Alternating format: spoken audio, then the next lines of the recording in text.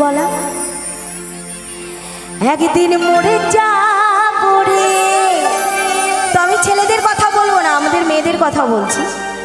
বাপের বাড়িতে একদম আনন্দে খাওয়া দাওয়া করি, মা রান্না করে দেয়, খাই, কি আনন্দের জায়গা, তাই না? কিন্তু আমাদের জীবনটা একদম, শ্বশুরবাড়ি আসলাম, এই যে সকালবেলা থেকে রান্না ধরো আর করো, একই কাজ, যতদিন তুমি না মরবে। ভালো লাগে? ভালো লাগে?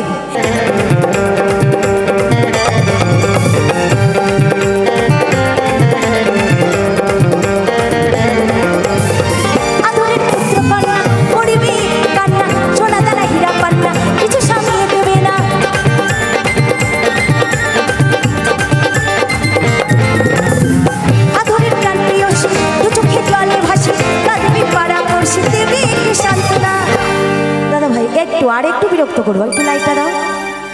আচ্ছা, এটা গ্রাম তো, গ্রাম। আচ্ছা, আপনাদের গ্রামে যদি কোনো ছেলের বাবা মারা যায়, বয়স্ক কাকু জেঠুরা যায় তো ছেলেটাকে সান্ত্বনা দেয় নাকি? বাবারে আর কাঁদিস না, তোর বাবা মারা গেছে তো কি হয়েছে, আমরা তো আছি, আমরা তোর বাবারই মতো। এই গ্রামে যদি কোনো ছেলে মা মারা যায় তো বয়স্ক কাকু কাকিমা জেঠিমা পিসিমারা জানতো ছেলেটাকে সান্ত্বনা দেন নাকি? বাবারে আর কাঁদিস না, দেখ আমি তোর মাসিমা, এই যে তোর পিসিমা, ওই যে জেঠিমা, আমরা সবাই তোর মায়ের মতো। আচ্ছা, আমি এই যে দাদা ভাইদেরকে বলবো, এই গ্রামে যদি কোনো ছেলের বউ মারা যায়, আমার দিদি ভাইরা যায় তো? আচ্ছা, কেউ কি গিয়ে বলে হো হো তুমি আর কেঁদো না?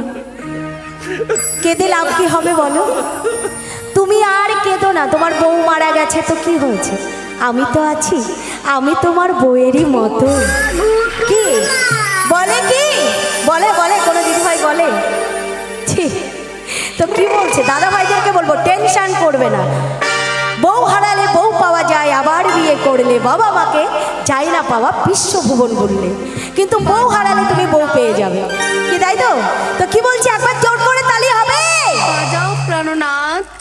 আদরের কন্যা করিবি কান্না, সোনা দানা হীরা পান্না, কিছু সামনে দেবে না, আদরের প্রাণ প্রিয়সী, চোখে জলে হাসি, কাঁদবে পাড়া করছি, দিবি সান্ত্বনা, চাপু চলে, চাপু চলে, চাপু চলে সকলকে ছেড়ে।